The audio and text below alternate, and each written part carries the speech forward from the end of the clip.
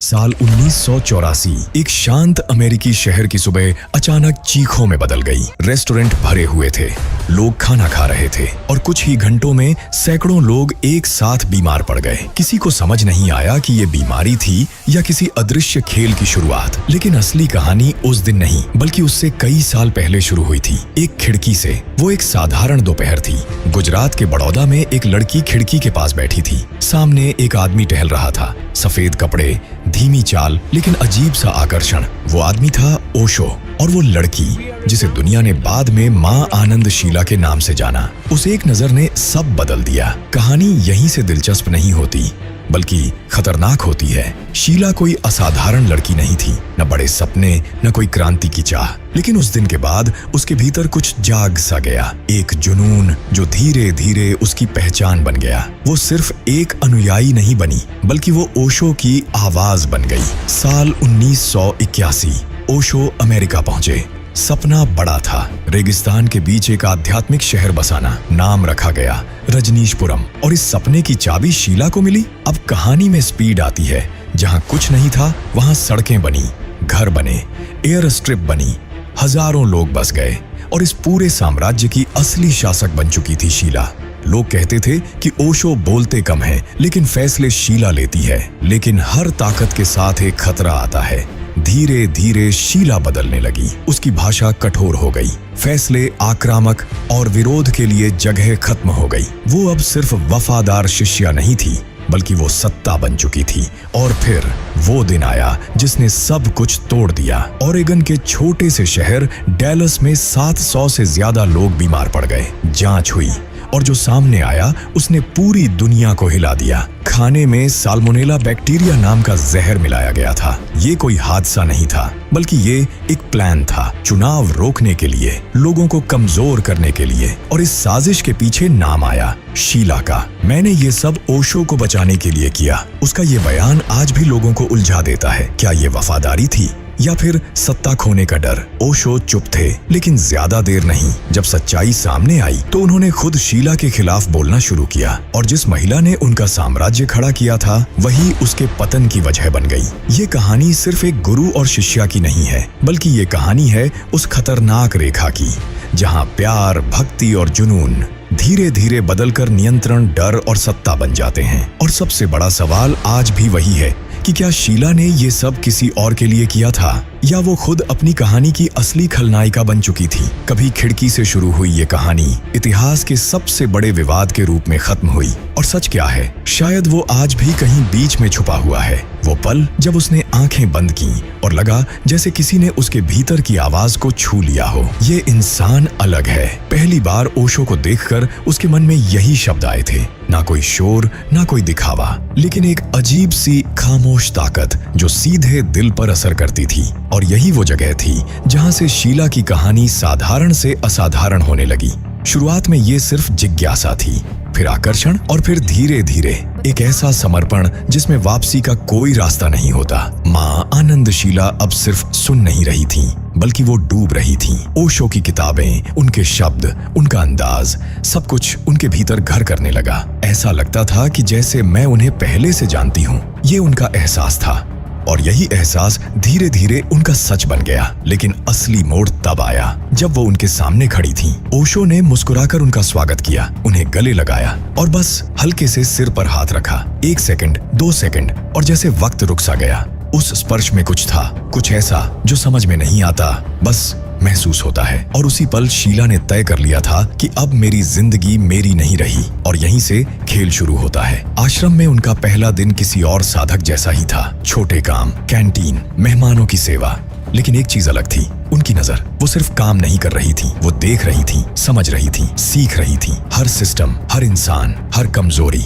धीरे धीरे बिना शोर किए वो भीड़ से अलग दिखने लगी। जहां लोग निर्देश का इंतजार करते थे वो समाधान लेकर खड़ी हो जाती थी। जहां लोग सवाल पूछते थे वो जवाब बन जाती थी। और यहीं से एक नया किरदार जन्म लेता है, एक अनुयायी नहीं बल्कि एक खिलाड़ी का। उस वक्त आश्रम में सबसे ताकतवर नाम था लक्ष्मी, ओशो की सबसे भरोसेमंद, उनकी पर्सनल सेक्रेटरी। एक ऐसी महिला जिनके बिना आश्रम का कोई काम नहीं चलता था। लेकिन हर किले की एक दीवार कमजोर होती है और शीला ने वो दीवार पहचान ली थी। उन्होंने सीधे टक्कर नहीं ली, उन्होंने रास्ता चुना, अंदर से लक्ष्मी की असिस्टेंट बनना, छोटे छोटे काम संभालना और धीरे धीरे असली फैसलों तक पहुंचना। ऊपर से सब शांत था, लेकिन अंदर एक शतरंज चल रही थी। हर चाल सोची समझी, हर कदम मापा हुआ। जब भी कोई समस्या आती तो शीला चुपचाप उसे सुलझा देती, बिना नाम के, बिना शोर के। और यही उनकी सबसे बड़ी चाल थी। अब लोग सोचने लगे कि असली ताकत किसके पास है। नाम भले लक्ष्मी का था, लेकिन असर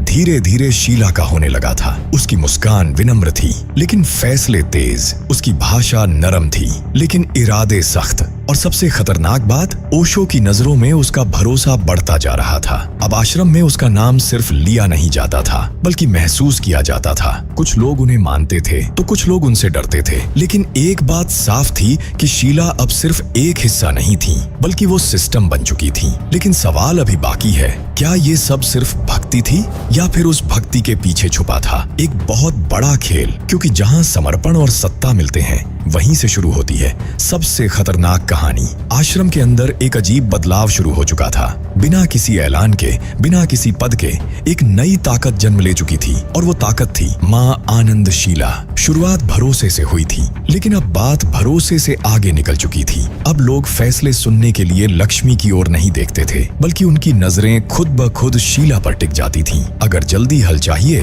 तो शीला के पास जाओ। ये सिर्फ एक सलाह नहीं थी, बल्कि ये आश्रम की नई सच्चाई बन चुकी थी। धीरे धीरे, बहुत ही चुपचाप, शीला ने हर उस जगह कदम रख दिया जहां असली ताकत छुपी होती है। व्यवस्था, निर्णय, लोगों का भरोसा, सब कुछ। लेकिन असली खेल अभी शुरू हुआ था। आश्रम बाहर से ध्यान और शांति की जगह दिखता था, लेकिन अंदर ये एक पावर गेम बन चुका था, जहां हर चाल मायने रखती थी और हर खिलाड़ी अपनी जगह बचाने में लगा था। लक्ष्मी, जो सालों से ओशो की सबसे करीबी थी, अब धीरे धीरे किनारे होने लगी। कोई बड़ा ऐलान नहीं हुआ, कोई टकराव नहीं हुआ। बस एक दिन लोगों ने महसूस किया कि कुर्सी बदल चुकी है। अब ओशो के सबसे करीब अगर कोई था तो वो शीला थी। लेकिन कहानी यहाँ खत्म नहीं होती, असल में यहीं से शुरू होती है। लेकिन आगे बढ़ने से पहले इस चैनल को प्लीज सब्सक्राइब कर दीजिए और साथ ही वीडियो को भी लाइक कर दीजिए। उसी वक्त बाहर की दुनिया में हालात बिगड़ रहे थे। ओशो के विचार अब सिर्फ चर्चा नहीं, विवाद बन चुके थे। धार्मिक संगठन, राजनीतिक दबाव, मीडिया की निगाहें, चारों तरफ विरोध की आग फैल रही थी। और इस आग के बीच शीला खड़ी थी, एक कप्तान की तरह। अब वो सिर्फ सेक्रेटरी नहीं थी, बल्कि वो स्ट्रैटेजिस्ट बन चुकी थी। एक रात बंद कमरे में उन्होंने अपने कुछ भरोसेमंद लोगों से कहा, यहाँ अब कुछ नहीं बचेगा, हमें जाना होगा। यही वो फैसला था जिसने इतिहास का रुख बदल दिया। भारत छोड़ना ये सिर्फ एक यात्रा नहीं थी, बल्कि ये एक दांव था। और इस दांव की पूरी बाजी शीला ने खुद अपने हाथ में ली। उन्होंने सोचा कि अगर इस विचारधारा को जिंदा रखना है तो इसे एक नई जमीन चाहिए। और उनकी नजर गई अमेरिका पर। अब जो होने वाला था वो किसी फिल्म की कहानी जैसा था। हजारों किलोमीटर दूर ओरेगन की सूखी जमीन पर शीला ने एक ऐसा कदम उठाया जिसकी कल्पना भी मुश्किल है। 62,000 एकड़ जमीन, हाँ, पूरा एक शहर। ये सिर्फ जमीन नहीं है, ये हमारा नया संसार होगा। उनके ये शब्द सिर्फ सपना नहीं थे, बल्कि एक ऐलान थे। और इसी ऐलान के साथ जन्म हुआ रजनीशपुरम का। लेकिन हर बड़ा सपना अपने साथ एक बड़ा खतरा भी लाता है। और किसी को अंदाजा नहीं था कि ये नया संसार जल्द ही दुनिया के सबसे बड़े विवादों का केंद्र बनने वाला है। रेगिस्तान के बीच, जहां कभी सिर्फ हवा चलती थी, वहीं एक दिन शहर की धड़कन सुनाई देने लगी। पहले एक टेंट आया, फिर कुछ लोग, फिर मशीनें, और देखते ही देखते एक सपना जमीन पर उतरने लगा। लेकिन सवाल यह है, एक सूनी बंजर जमीन पर इतना बड़ा चमत्कार आखिर हुआ कैसे? जवाब एक ही है, मां आनंदशीला। 7,000 से ज्यादा लोग दुनिया के अलग अलग कोनों से सब कुछ छोड़कर यहाँ आ रहे थे। कोई अपना घर छोड़ आया, कोई अपनी नौकरी, तो कोई अपनी पूरी जिंदगी की बचत। क्यों? क्योंकि उन्हें यकीन था कि ये सिर्फ शहर नहीं है, ये एक नई दुनिया है। जहाँ कभी सूखी मिट्टी थी, वहाँ अब खेत लहलहा रहे थे। जहाँ सन्नाटा था, वहाँ अब गीत, ध्यान और हंसी गूंज रही थी। हर गली, हर मकान जैसे एक ही धुन पर चल रहा था। और वो धुन थी ओशो की सोच। लेकिन ये सब सिर्फ आध्यात्म नहीं था, बल्कि ये एक मास्टर प्लान था। शीला सिर्फ निर्माण नहीं कर रही थी, वो एक सिस्टम बना रही थी। एक ऐसा सिस्टम जहां हर चीज कंट्रोल्ड हो, हर जानकारी फिल्टर्ड हो और हर फैसला उसके हाथ में हो। हम ऐसा समाज बनाएंगे जहां बाहर की दुनिया का कोई असर नहीं होगा। उनके ये शब्द सिर्फ विजन नहीं थे, एक स्ट्रैटेजी थी और ये स्ट्रैटेजी काम कर रही थी। अमेरिका में ओशो का नाम तेजी से फैलने लगा। लोग खींचे चले आ रहे थे। किसी ने जमीन दान की, किसी ने पैसा, किसी ने अपनी पूरी जिंदगी। और फिर एक ऐसा दृश्य सामने आया जिसने पूरी दुनिया को चौंका दिया। 96 रोल्स रॉयस कारें, एक प्राइवेट जेट और एक आध्यात्मिक गुरु जिसकी लाइफस्टाइल किसी राजा से कम नहीं थी। आलोचक बोले, ये कैसा संन्यास है? अनुयायी बोले, ये नई सोच है। लेकिन एक बात साफ थी कि रजनीशपुरम अब सिर्फ एक शहर नहीं रहा था, बल्कि वो एक सिंबल बन चुका था। और इस सिंबल के पीछे खड़ी थी एक महिला जो अब सिर्फ आश्रम की नहीं, दुनिया की भाषा बोल रही थी। मीडिया, प्रेस, टीवी डिबेट्स, हर जगह एक नाम गूंज रहा था, शीला। रिपोर्टर सवाल लेकर आते, लेकिन जवाब सुनकर खुद चुप हो जाते। एक बार एक पत्रकार ने पूछा कि क्या ओशो कानून तोड़ रहे हैं, तो शीला ने बिना रुके जवाब दिया, पहले अपनी राजनीति सुधारो, फिर सवाल पूछना। सीधे, तेज और बिना डर के। कई बार तो वो लाइव कैमरे पर ही गुस्से में मिडिल फिंगर दिखा देती थी और यही उनकी पहचान बन गई। बेखौफ, बेपरवाह और बेहद खतरनाक। लेकिन असली ताकत कहीं और थी। उस दौर में ओशो मौन थे। वो सार्वजनिक रूप से किसी से बात नहीं करते थे और उनके और दुनिया के बीच सिर्फ एक कड़ी थी, शीला। कौन सी खबर ओशो तक पहुंचेगी, कौन सी नहीं, किससे मिलना है, किससे नहीं, ये सब अब शीला तय करती थी। गुरुदेव को वही बताओ जो जरूरी है, ये उनका नियम था। और यहीं से कहानी एक नए मोड़ पर आती है। अब वो सिर्फ एक मैनेजर नहीं थी, वो गेटकीपर थी, एक रणनीतिकार, एक रक्षक और शायद एक नियंत्रक। अगर आश्रम के अंदर कोई समस्या उठती तो वो बाहर आने से पहले ही खत्म हो जाती। अगर बाहर से हमला होता तो उसका जवाब पहले से तैयार होता। सब कुछ परफेक्ट लग रहा था, लेकिन क्या सच में सब परफेक्ट था? क्योंकि जब एक ही इंसान पूरी कहानी को कंट्रोल करने लगे तो सच और झूठ के बीच की रेखा धीरे धीरे धुंधली होने लगती है। और यही वो पल होता है जहां से शुरू होती है सबसे खतरनाक कहानी। 1984, एक ऐसा साल जब एक आध्यात्मिक सपना अचानक एक राष्ट्रीय खतरे में बदल गया। सुबह तक सब सामान्य था और शाम तक सैकड़ों लोग अस्पताल में थे। किसी को समझ नहीं आ रहा था कि ये बीमारी है या हमला, लेकिन असली कहानी उससे कहीं पहले शुरू हो चुकी थी। माँ आनंद शीला अब सिर्फ एक सहयोगी नहीं थी, बल्कि वो आवाज बन चुकी थी, सबसे तेज, सबसे प्रभावशाली और सबसे खतरनाक। रजनीशपुरम बढ़ रहा था और उसके साथ बढ़ रही थी शीला की ताकत। अब उनका लक्ष्य सिर्फ आश्रम नहीं था, इस बार निशाना था सिस्टम। बाहर से कुछ नहीं बदलेगा, अंदर घुसना होगा। उनका ये वाक्य एक योजना की शुरुआत था और फिर उन्होंने वो किया जिसकी कल्पना भी मुश्किल है। हजारों बेघर लोगों को अलग अलग शहरों से लाया गया, उन्हें रहने की जगह दी गई, खाना दिया गया और धीरे धीरे उन्हें वोटर बनाया जाने लगा। ऊपर से ये इंसानियत थी, लेकिन अंदर से यह एक पॉलिटिकल मास्टर स्ट्रोक था। अगर ये योजना काम कर जाती तो पूरा लोकल सिस्टम उनके नियंत्रण में होता। लेकिन इतनी बड़ी चाल हमेशा छुपी नहीं रहती। मीडिया को शक हुआ, सरकार जागी और ओरेगॉन प्रशासन में हलचल मच गई। अब नजरें सीधी थीं शीला पर।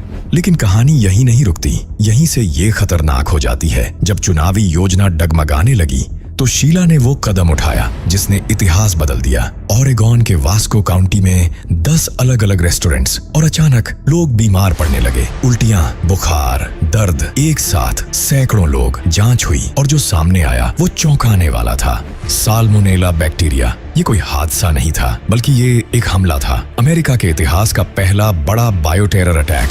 और इसके पीछे जो नाम आया वो था माँ आनंद शीला। अब सब बदल चुका था। ये आश्रम नहीं, खतरा है। सरकारी बयान, मीडिया की हेडलाइंस और जनता का डर, सब एक साथ फट पड़ा। जिस जगह को लोग स्पिरिचुअल सिटी कहते थे, अब वही साजिश का अड्डा बन चुकी थी। और यहीं से शुरू हुआ पतन। जांच तेज हुई और एक एक परत खुलने लगी। करोड़ों डॉलर के घोटाले, सत्ता का दुरुपयोग, गैर कानूनी गतिविधियां, हर खुलासा एक नई चोट था। सबसे बड़ा सवाल अब उठ चुका था, क्या ओशो को ये सब पता था या वो भी इस खेल का हिस्सा थे? अनुयायी टूटने लगे, विश्वास डगमगाने लगा और आश्रम के अंदर खामोशी फैल गई। लेकिन फिर वो हुआ जिसकी किसी ने उम्मीद नहीं की थी। ओशो, जो इतने समय से मौन थे, उन्होंने बोलने का फैसला किया। कैमरे ऑन हुए, माइक्रोफोन आगे बढ़े और सबको इंतजार था सच का, क्योंकि अब ये सिर्फ एक कहानी नहीं थी, बल्कि ये फैसला था कि सच क्या है और खेल किसने खेला। और यहीं कहानी अपने सबसे बड़े मोड़ पर पहुंचती है। कैमरे ऑन थे,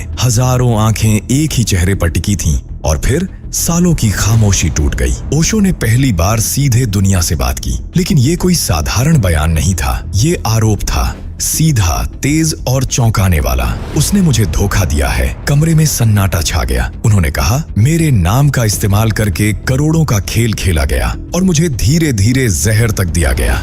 ये शब्द सिर्फ आरोप नहीं थे, बल्कि ये एक रिश्ता टूटने की आवाज थी। जिस नाम पर साम्राज्य खड़ा हुआ, आज वही नाम सवालों के घेरे में था और वो नाम था माँ आनंदशीला। दुनिया स्तब्ध थी, मीडिया हैरान थी, अनुयायी टूटे हुए थे और सच पहली बार इतना कड़वा लगा। ओशो की आवाज में दर्द साफ था, एक गुरु का दर्द जिसे अपने सबसे करीबी ने ही चोट दी हो। उन्होंने साफ कर दिया कि हिंसा, छल, लालच ये सब मेरे रास्ते का हिस्सा कभी नहीं थे। जो हुआ वो उसका था, मेरा नहीं। यही वो पल था जब पूरी कहानी पलट गई। एक तरफ था सपना और दूसरी तरफ उसका बिखरना। हजारों लोग जो इस मूवमेंट को नई दुनिया मानते थे, अब उसी दुनिया में दरारें देखने लगे। सवाल गूंजने लगे, क्या सच इतना देर से सामने आया या हम पहले ही उसे देखना नहीं चाहते थे? लेकिन कहानी अभी खत्म नहीं हुई थी। असल खेल अब शुरू हुआ। जैसे ही आरोप सामने आए, शीला के पास समय नहीं था, न सफाई न जवाब, बस खामोशी। और फिर एक दिन वो गायब हो गई। अमेरिका से सीधा स्विट्जरलैंड। जैसे कोई तूफान अचानक दिशा बदल ले। लेकिन कानून तूफानों से नहीं डरता। साल 1985 में स्विट्जरलैंड में उसकी गिरफ्तारी हुई। इंटरनेशनल वारंट पहले से तैयार था और फिर उन्हें वापस अमेरिका लाया गया। सजा सुनाई गई 20 साल। लेकिन कहानी यहाँ भी ट्विस्ट लेती है। अच्छे व्यवहार, सहयोग और सिर्फ 39 महीनों में वो बाहर आ गईं। अब सबको इंतजार था कि क्या वो पलटवार करेंगी, क्या वो सच बताएंगी, क्या वो ओशो पर आरोप लगाएंगी। लेकिन उन्होंने चुना खामोशी। और फिर एक दिन एक सवाल ने इस खामोशी को तोड़ा, क्या आप आज भी ओशो से प्यार करती हैं? उन्होंने मुस्कुराया और कहा, हाँ आज भी, बस इतना। न सफाई, न गुस्सा, न पछतावा। ये जवाब जितना छोटा था उतना ही उलझा हुआ, क्योंकि ये रिश्ता कभी सीधा था ही नहीं। ये सिर्फ गुरु शिष्य का बंधन नहीं था, इसमें जुनून था, कब्जा था, विश्वास था और धोखा भी। यही वो जटिलता है जो इस कहानी को अलग बनाती है। तो अब आप हमें कमेंट में बताइए कि शीला कौन थी, हीरो, विलेन या बस एक ऐसी इंसान जो अपने ही बनाए खेल में फंस गई? जवाब जरूर दीजिए। धन्यवाद।